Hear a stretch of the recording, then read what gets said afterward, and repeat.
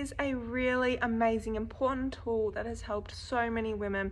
It is turning on the pelvic floor before doing a triggering activity. So before an activity that you know will either make you leak or make you feel like you're going to leak. So that could be a cough, sneeze, squat, lifting, trampolining, anything that you do that makes you go, oh, like I think I'm about to leak, or actually does make you leak. So you turn on pelvic floor, lift, do that activity, lower. For example, lift, cough, lower, and then that should decrease the chance of leaking.